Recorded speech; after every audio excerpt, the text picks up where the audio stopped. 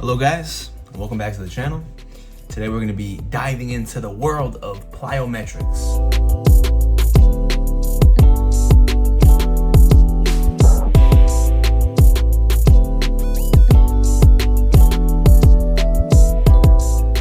So we're just going to talk about how you can implement it into your routine. That way you can build explosive power. So before we get into that, there's three main ways that you can really develop power as an athlete. It's Olympic lifts, medicine ball exercises, and plyometrics. Those aren't the only three ways. Those are the most effective ways.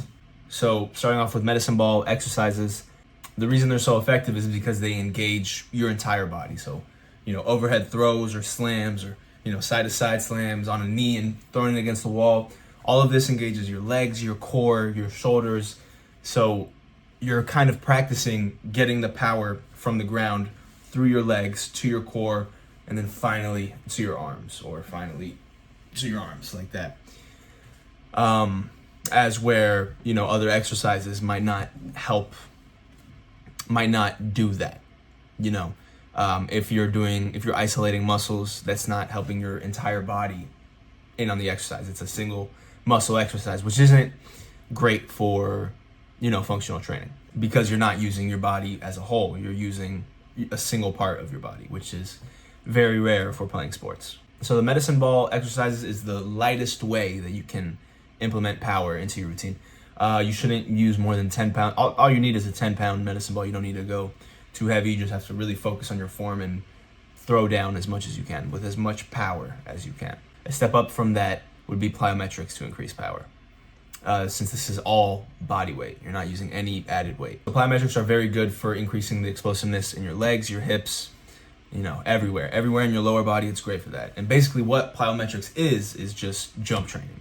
So you're jumping explosively, and that creates fast twitch muscles in your legs. And so some examples of plyometrics that are simple are like box jumps, skaters, jumping over hurdles, and landing controlled and softly. And when we're doing plyometrics, we want to keep a couple things in mind. So the first thing is jump volume.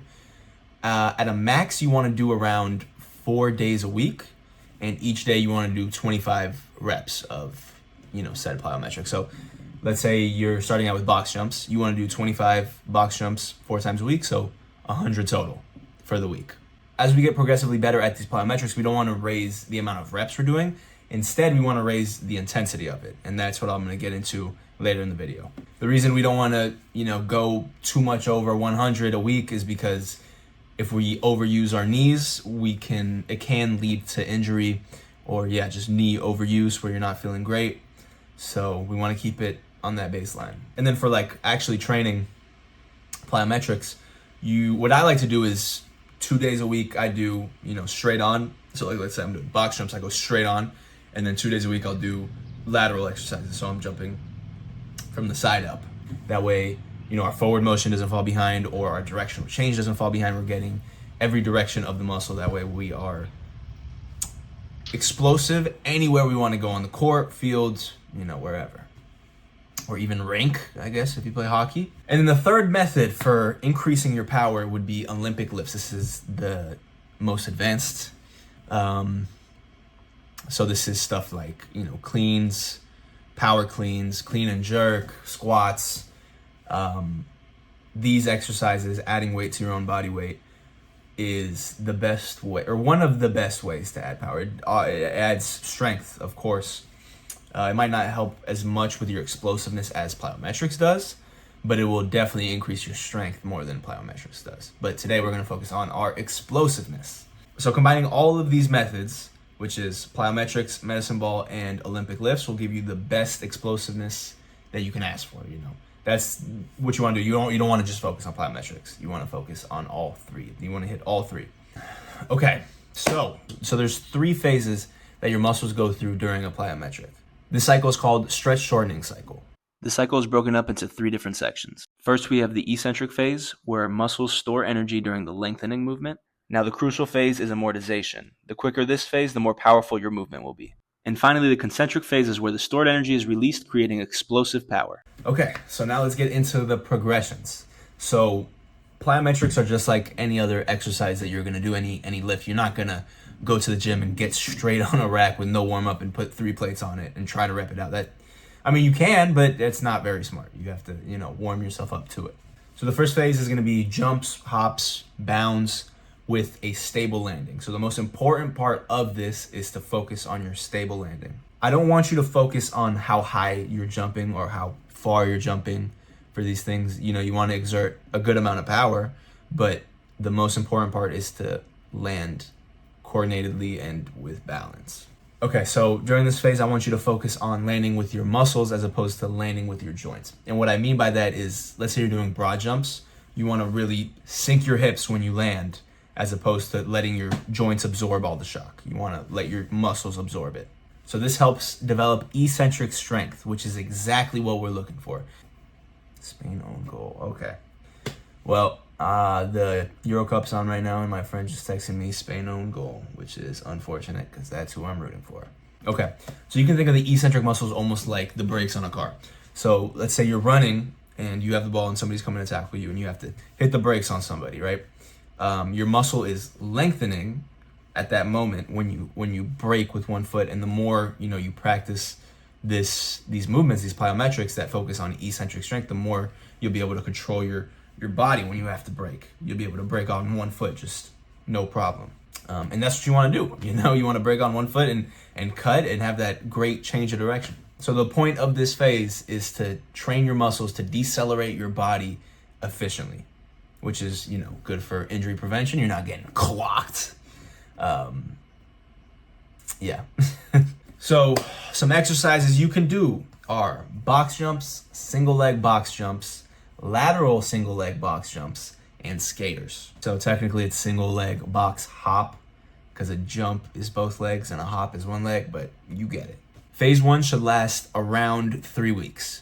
And I want you guys to focus. I know phase 1 seems like, I can just jump to phase 4, but this stage, especially if you're new to plyometrics, is very important to develop the muscles that you need to not get injured, decrease the chance of injury. Okay, so phase 2 is basically very similar to phase 1. We're doing the same exercises, but instead of jumping on a box, we are jumping over a hurdle or over any object. So like I said, we're not increasing our reps, we are increasing the intensity. So the reason this is more intense is because gravity's doing more work. You're coming with more force onto the ground, and you have to stop yourself even more than you would if you were jumping on a box. You jump on a box, you have probably 2 inches max that you have to control your body on. When you're jumping over a hurdle, it's closer to like 8. Okay, so phase 2 is around 3 to 4 weeks. Basically, you can do the exact same exercises, just over a hurdle. So that was box jumps, single leg box hops, and lateral single leg box hops. So the aim of, going to phase 2 is to increase the amount that your body can handle when it's braking, when it's stopping its momentum. Because, when you're running full force, it's going to be a lot tougher to brake than just, jumping on a box. It's going to be a lot harder to break your entire momentum. So phase 3, it's similar, but now we're adding a little bounce in between each rep. So this phase is also around 3 to 4 weeks. So this time, we're not trying to stop ourselves. We're not focused on landing and sinking our hips. We're focused on jumping up and then jumping down and being on the ground for as little time as possible. So you want to hit a little jump, land, and go back up. So it's almost cardio. It's definitely getting intense. And like I said before, it's the same thing. You don't want to add reps. We're increasing the intensity. And once you get to this phase, you'll see the intensity is increasing. It's going to be a lot tougher. The point of this phase is to effectively transition our body from absorbing force to generating force in as little time as possible. So this is the first phase where we're really getting explosive. I mean, the others are very explosive as well, but this is the next level. And even with these, you can keep the exact same exercises you're doing, just add a little bounce in it, and you'll feel the difference. It's gonna be a lot tougher. Phase 4, our final phase, is explosive, continuous movement. So let's say you're doing broad jumps. You're not jumping and focusing on your landing. You're jumping. You wanna get as far, as fast as possible. You wanna get as many reps in as fast as possible. You wanna limit how much time your feet are on the ground. The faster you can get your feet off the ground, the better. So by now, if you follow these 3 phases, your body should be well adapted to be able to handle these exercises. These exercises are the most efficient plyometrics that you can do. You're minimizing the amount that you're on the ground and maximizing your explosiveness. Some exercises you can do for this are continuous leg hurdles, continuous skaters, continuous lateral hurdle hops, anything where any exercise that you did before, you can add into this now and just do it continuously without stopping. All right, so to wrap it up, incorporating plyometrics can significantly help you become more explosive and a better athlete on the field, court, rink, whatever, wherever you play.